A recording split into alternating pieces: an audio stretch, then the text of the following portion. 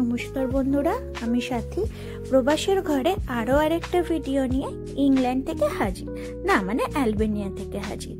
আগের দিনের ডিএচটি কেবল কারের ভিডিওটা যেখানে শেষ হয়েছিল, আজকে ঠিক তার পর থেকেই শুরু করলাম। দেখো, আগের দিন তো তোমাদের কেবল কারটা আসা অবধি দেখিয়েছি, আর আজকে দেখো কেবল কারে চড়ে বসেছি। প্রথমটা একটু ভয় লাগছিল, কেন জানো? যেখানে যেখানে কেবল কারের জয়েন্টগুলো ছিল সেই জায়গাটা দিয়ে যখন যাচ্ছিল তখন ওটা বেশ জার্কিং হচ্ছিল, আর তাতেই বেশ ভয় লাগছিল। একটা ভাইব্রেশন হচ্ছিল, আর নিচটা দেখো তখন সবকিছু ছোট্ট ছোট্ট দেখাচ্ছিল। আর তখন সকাল 10টা বাজার কারণে সবকিছু কিন্তু বেশ ঝাপসা ঝাপসা লাগছিল, কেননা তখনও কিন্তু সূর্যের আলো ঠিকঠাক ভাবে ফোটেনি, বাইরে একটু কুয়াশা ছিল। আর দেখো সামনে দিয়ে আরেকটা কেবল কার হু হু করে নিচের দিকে নেমে গেল। চলো এবার আস্তে আস্তে আমরা উপরের দিকে উঠে যাব। আর এই টোটাল জার্নিটা ছিল 45 থেকে 50 মিনিটের মতো। আর ক্যামেরায় না ধরলেও দূরে কিন্তু অ্যালপসের চূড়াগুলো দেখা যাচ্ছিল। অ্যালপস কিন্তু এর থেকেও অনেক উঁচু। ওই দেখো, দেখতে দেখতে আর একটা কেবল কার চলে গেল। আমরা কিন্তু ছোটবেলায় এগুলোকে রোপওয়ে বলে জানতাম, আর যারা যাচ্ছিল তারা আমাদের টাটা দিয়ে যাচ্ছিল। আর দেখো, আমরা কিন্তু অনেকটা দূরে যাব। প্রথমে আমি ভেবেছিলাম ওই পাহাড়টা যেটা দেখা যাচ্ছে ওর ওপরে যাব, কিন্তু না, ওটা পেরিয়ে আমরা আরো যাব। ওই দেখো মাঝখানটা কিরকম ঝোলা মতো, আর এই যে বলেছিলাম যেখানটা এরকম চাকার মতো আছে ওই জায়গাটা খুব কাঁপছিল, আর সেই জায়গাটাতে বেশ ভয় লাগছিল। আর এক একটা পাথরে এক একটা শেপের ছিল, সেটাও দেখতে বেশ ভালো লাগছিল। আর নিচে ছিল ঘন সবুজ জঙ্গল, আর বাড়িগুলোকেও ছোট্ট ছোট্ট ভাবে দেখা যাচ্ছিল। যারা অ্যালবেনিয়া যাবে ভাবছো, তারা টিরানা থেকে এই ডিএচটি কেবল কার চড়তে ভুলো না জানো। এটা কিন্তু একটা একদম সেরা এক্সপিরিয়েন্স হয়ে তোমাদের মেমোরিজের খাতায় থেকে যাবে। দেখো আমরা পৌঁছে গেছি। আর এই যে এই দিকে যখন তোমরা আরেকটা পাহাড়ের ওপরে চলে আসবে, সেখানে আছে একটা সুন্দর পার্ক। এই দেখো আমার পেছনে কেবল কারটার ছবিও আছে। আর এই হলো রেস্টুরেন্টটা। আর এই রেস্টুরেন্টে কিন্তু তোমরা এসে অবশ্যই আইসক্রিম আর কফিটা ট্রাই করো।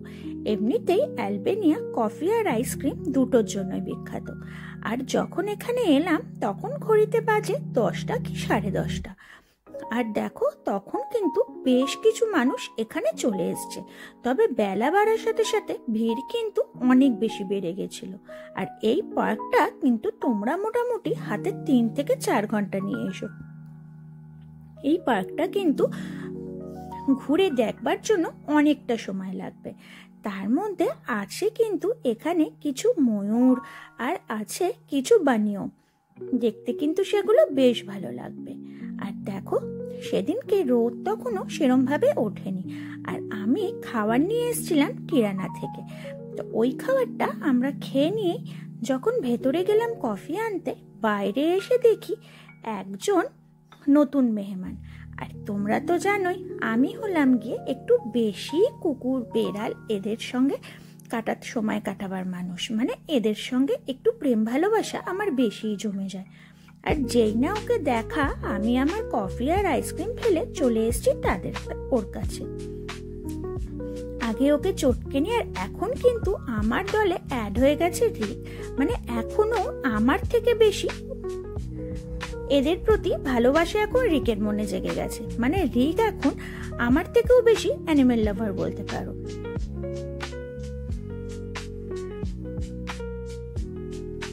কিন্তু ইনি একটু বেশি দেমাগ দেখাচ্ছিলেন। বললাম সামনে ঘোর, ফটো তুলবো, কিন্তু তাকালো না। আর দেখো আমরা এখানে যে আইসক্রিমটা নিয়েছিলাম সেটার টেস্ট ছিল অসম। মানে তোমরা এখানে এসে একটা আছে ওয়াইল্ড বেরি, সেই আইসক্রিমটা অবশ্যই ট্রাই করো। আর আমরা আইসক্রিম খেয়ে যেই রোদ উঠেছে আমরা বেরোলাম একটুখানি পার্কটা ঘুরে দেখতে। রিক কিন্তু তার মাঝখানে একবার যখন ময়ূরের আওয়াজ শুনেছে ও কিন্তু গিয়ে টুক করে দেখে এসছে, আবার ওর মাকেও দেখিয়ে এনেছে, মামনিকেও দেখিয়ে এনেছে। কিন্তু আমি যখন দেখতে গেলাম সে আর বেরোলোই না, বরং সেখানে বানি দেখলাম যে তার দুটো গালে দুটো বড় বড় বান ভরে নিয়েছিল। আর এখানে ছিল অনেক রকমের গোলাপ আর অনেক রকমের ফুল। এখানকার কিছু ফুল কিন্তু আমাদের কলকাতাতেও ফোটে, যেটা আমরা আমাদের ইংল্যান্ডে দেখতেই পাই না। আর ফুল দেখলেই আমার বড্ড ফুল ছিঁড়তে ইচ্ছা করে, কিন্তু না, আমি সেখানে ছিঁড়িনি, কেননা সেটা হলো পাবলিক প্লেস আর সমস্ত মানুষের দেখার জন্যই এই ফুলগুলো পোতা ছিল, মানে ফুল গাছগুলো লাগানো ছিল। আর এই পেছনে দেখছো এটা ছিল সোলার সিস্টেম। তারপরে আমরা ওখান থেকে হাঁটতে শুরু করলাম। আমরা কিন্তু 3 ঘন্টা থেকেও পুরো পার্কটা ঘুরতে পারিনি। আর দেখো কি সুন্দর ডালিয়া ফুলগুলো, আর চারিদিকে পাহাড় ঘেরা এই পার্কটা, আর তার মধ্যে বিভিন্ন ধরনের গাছগাছালিতে তোমাদের সময় কোথা থেকে পার হয়ে যাবে তোমরা বুঝতেই পারবে না।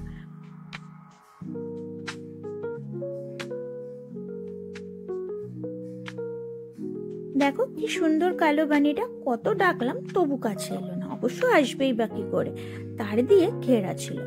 আর এই পাইন গাছের মধ্যে দিয়ে পার্কটাতে হাঁটতে বেশ আলাদাই মজা লাগছিল।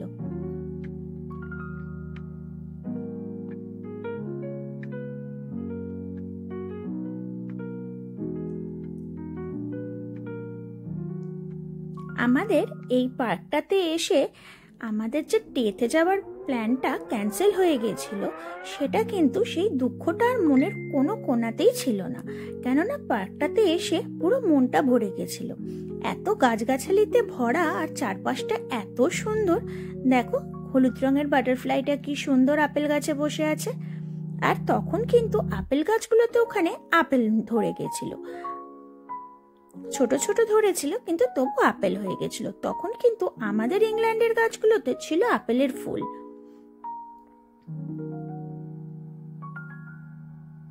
আর বেলা বাড়ার সাথে সাথে মানুষের ভিড় বেড়ে যাচ্ছিল, যে কারণে যেখানেই ফটো তুলতে যাচ্ছিলাম বেশ মানুষ কিন্তু জমায়েত হচ্ছিল।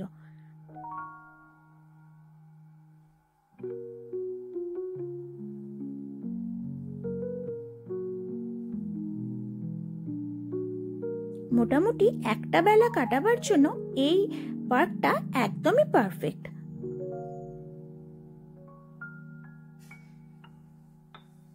কিন্তু জুন মাসেও আমরা কিন্তু বেশ গরম পেয়েছিলাম, তাহলে জুলাই আগস্টে তো অবশ্যই গরম আরো বেশিই থাকবে।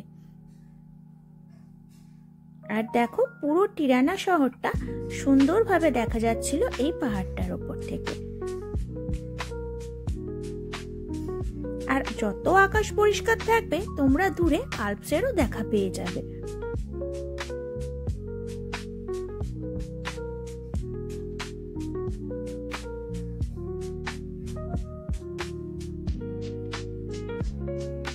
দেখো একটা কেবল কার নিচের দিকে চলে যাচ্ছে।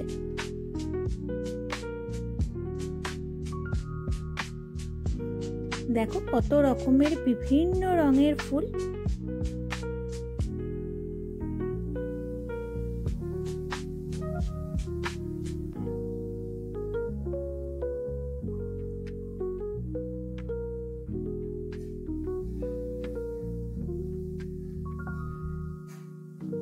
আর খাওয়া দাওয়া সেরে পেট ভর্তি থাকার কারণে ঘুরতে কিন্তু বেশ ভালোই লাগছিল।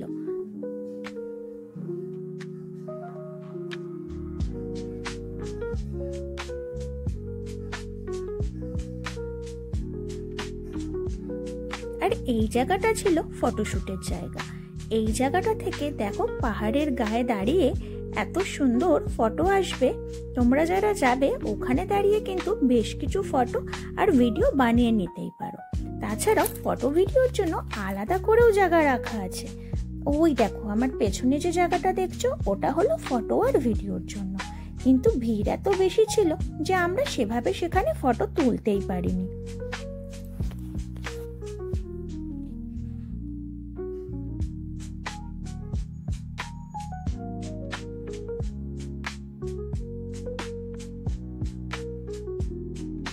তার সাথে সাথে আছে চিলড্রেন পার্ক। এই পার্কটাতে বাচ্চাগুলো হয়েছিল জমায়েত, আর ওরা এত রকমের খেলা খেলছিল কি বলবো। আর আমরাও এই পার্কটা ঘুরে এবার আরেকটা সাইডে যাচ্ছিলাম।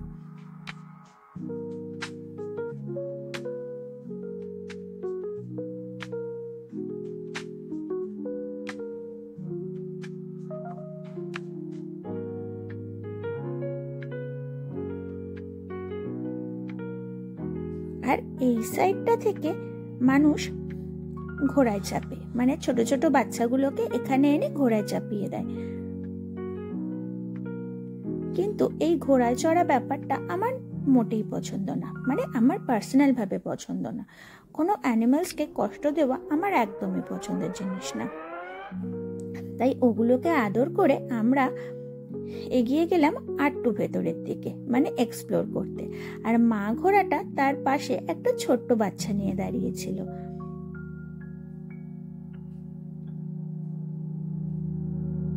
আর এই দিকটাতে গিয়ে আছে আর একটা পার্ক, কিন্তু আমরা সেই পার্কটায় ঢুকিনি, কেননা সেটাতে আর আলাদা করে দেখার কিছু ছিল না।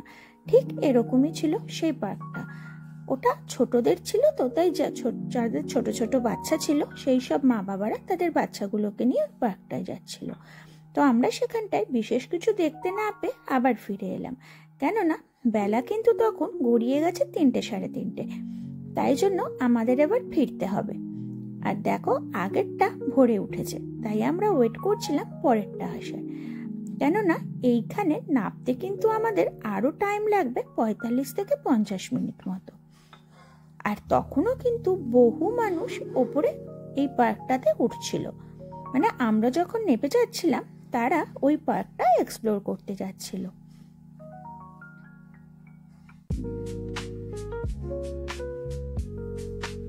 আর আসার সময় কিন্তু এইটাতে আমি আর রিক একাই ছিলাম।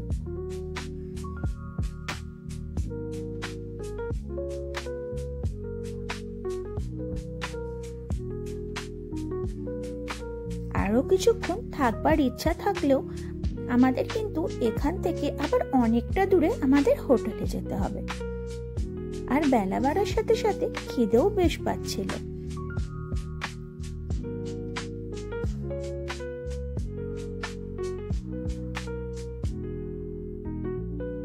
আর এখানে রিক চালিয়ে দিয়েছিল বেশ সুন্দর সুন্দর অরিজিৎ সিং এর গান, আর আমরা সেগুলো শুনতে শুনতে পাহাড় দেখতে দেখতে আসতে আমাদের কিন্তু বেশ লাগছিল।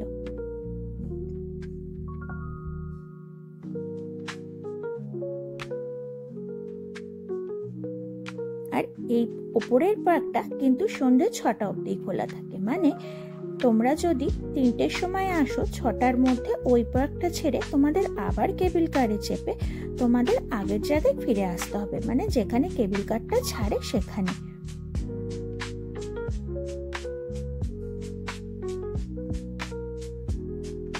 নিচের দিকে তাকিয়ে কিন্তু বেশ ভয় ভয় লাগছিল, কারণ রাস্তাগুলো একদম সরু সরু লাগছিল, সেখান থেকেই বোঝা যাচ্ছিল যে আমরা কতটা উপরে আছি।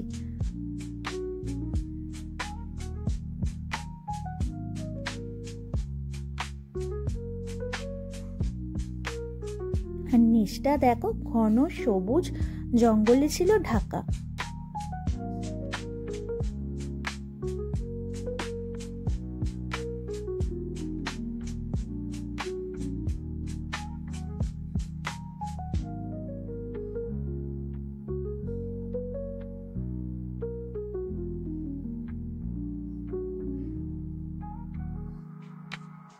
দেখো একটার পর একটা পাহাড় মাথা উঁচু করে করে দাঁড়িয়ে আছে, আর আমরা কিন্তু সেই নেমে যাব ওই যে ছোট ছোট ঘরবাড়িগুলো দেখছো সেইখানে।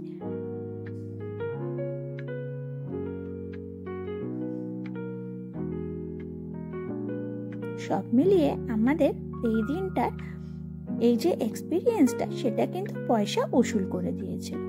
ব্যাস আমরা পৌঁছে গেছি, আর দেখো কত মানুষ তখনও দাঁড়িয়ে আছে, তখন ওনারা আবার নতুন করে ওপরে উঠবেন বলে।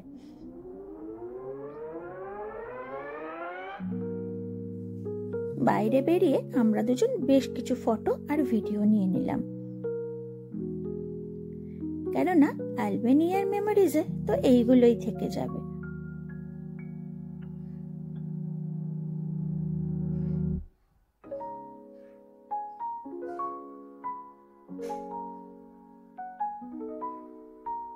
এবার আমরা আবার যেইখান থেকে এসেছিলাম মানে সেইখানে নেমে যাব, কেননা আমাদেরকে ওখান থেকে বাস চাপতে হবে।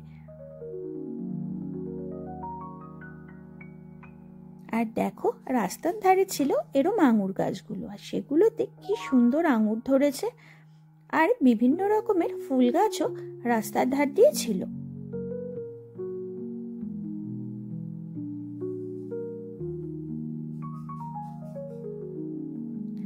নিচের দিকে নামতে নামতে চোখ গেল একটা দোকানের দিকে, আর দেখো সেখানে কি বড় বড় টমেটো। আলবেনিয়াতে আলু বলো, টমেটো বলো, লঙ্কা বলো, এগুলো বড্ড বড় বড় সাইজের।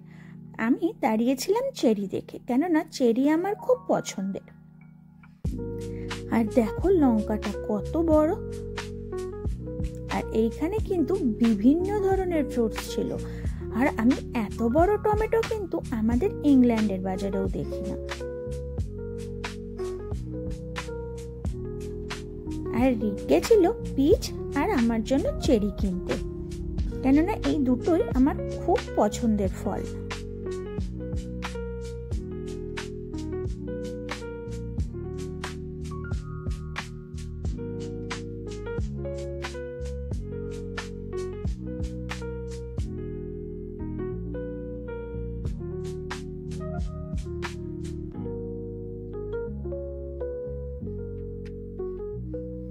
পিচ আর চেরি খেতে খেতে আমরা চললাম বাসের উদ্দেশ্যে।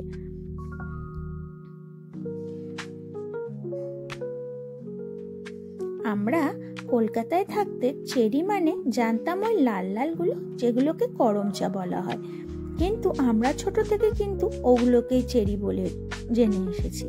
পরে জানতে পেরেছি যে না, চেরি আসলেই একটা অন্য ফল।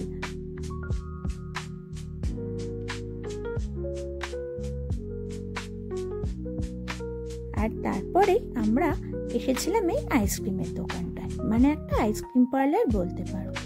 আর এই দোকানটারও আইসক্রিম দারুণ সুন্দর খেতে, বিভিন্ন ফ্লেভারের ছিল, আর আমাদের সবকটাই একটু একটু করে ট্রাই করতে দিয়েছিল, মানে টেস্ট করতে দিয়েছিল। আর তারপরে আমরা নিয়েছিলাম বেরি ফ্লেভারের এই আইসক্রিমটা কোনের সাথে, কেননা বাস আসতে তখনও 15 মিনিট দেরি ছিল, তাই জন্য আমরা ওই টাইমটাতে আইসক্রিম খেয়ে নিলাম।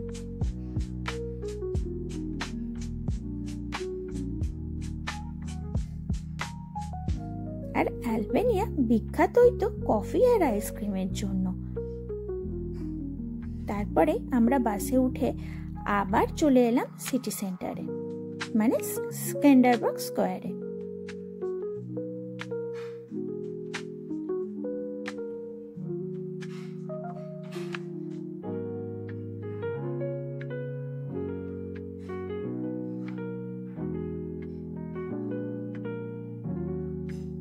আর তখন কিন্তু পেয়ে গেছিল বেশ খিদে, যে কারণে আমরা তখন একটা রেস্টুরেন্ট খুঁজছিলাম। আর এখানে বাজছিল টার্কিশ মিউজিক, যেটা আমার খুব পছন্দের।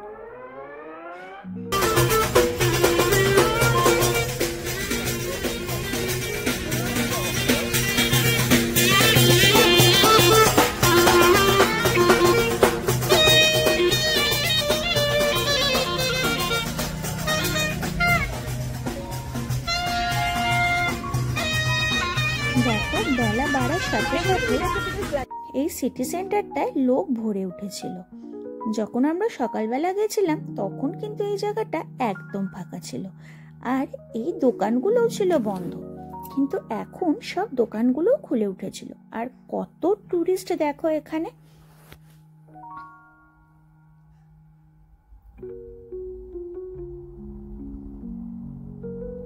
আর আমরা এখানে এসে ইনভিটেশন পেয়ে গেলাম রাত্রিরে থিয়েটার হলে আসার, মানে ওনাদের নিজস্ব আলবেনিয়ান মানুষদের নিজস্ব যেটা কালচার সেইটাই ওখানে তুলে ধরা হতো, কিন্তু আমরা সেখানে রাত্রিরে আসতে পারিনি। কেননা যে সময় আসার কথা ছিল আমরা টায়ার্ড হয়ে গিয়ে ঘুমিয়ে পড়েছিলাম, যে কারণে ওটা আমাদের মিস হয়ে যায়। ওদের ট্র্যাডিশনাল সমস্ত কালচারই সেখানে তুলে ধরা হতো।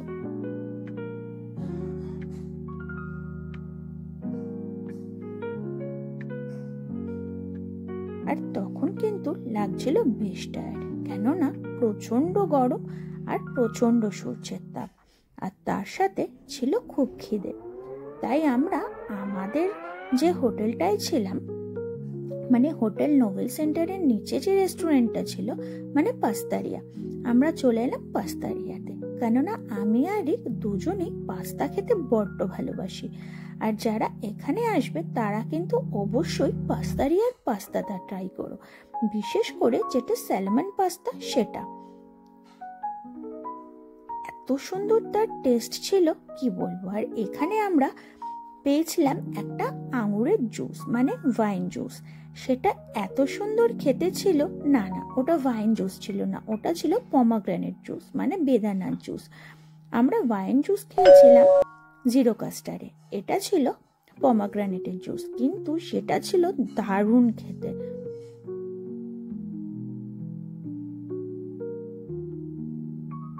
আর এখানে কিন্তু অ্যালকোহলেরও দাম অনেক কম। তোমরা যারা অ্যালকোহল পছন্দ করো তারাও কিন্তু এখানে বিভিন্ন ফ্লেভার অ্যালকোহল পেয়ে যাবে। তারপরে চলে এলো গরম গরম পাস্তা। এটাই হলো আমার স্যালমন পাস্তা, আর রিকের ছিল সি ফুড পাস্তা। আর যেটা টেস্ট ছিল